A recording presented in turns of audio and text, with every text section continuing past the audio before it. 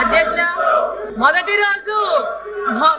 రోజు council members chairman chair దగ్గర ఉండడం సిగ్గు అధ్యక్ష. గతంలో చంద్రబాబు నాయుడు గారు ఆధునిక వైద్య సదుపాయాల కోసం ప్రాధాన్యత ఇచ్చి అనేక కొత్త పిహెచ్సిలు తీసుకొని వచ్చారు. రాష్ట్రంలో ప్రాథమిక ఆరోగ్య కేంద్రాలు 1345 ఉండగా అందులో ప్రస్తుతం పనిచేస్తున్నవి 1145 ఉన్నాయి అధ్యక్ష.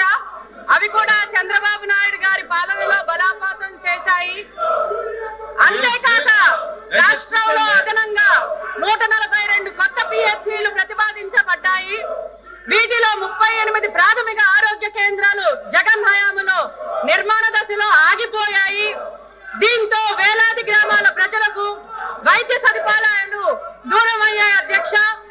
ప్రస్తుతం 53 పిహెచ్సిలు మాత్రమే సొంత భవనాలు, మరికొన్నిటికి గ్రామ సచివాలయాలు అద్దె భవనాల్లో ఉండడం జరుగుతుంది అధ్యక్ష. ఇది చాలా సిగ్గుచేట అధ్యక్ష.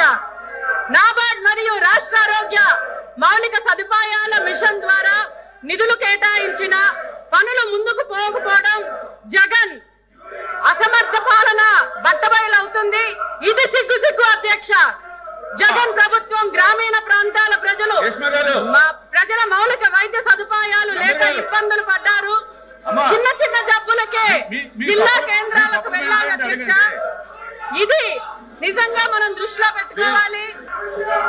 పిహెచ్సిలో గత ప్రభుత్వంలో డాక్టర్లు కొరత, నర్సుల కొరత, ఔషధాలు లేక కొరత జరిగింది అధ్యక్ష.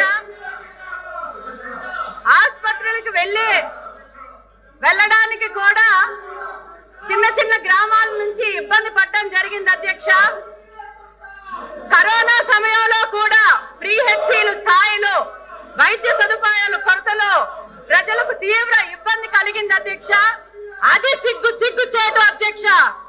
ప్రతి గ్రామానికి నాణ్యమైన వైద్య సదుపాయాలు అందించడమే ముఖ్యమంత్రి చంద్రబాబు నాయుడు గారి లక్ష్యం.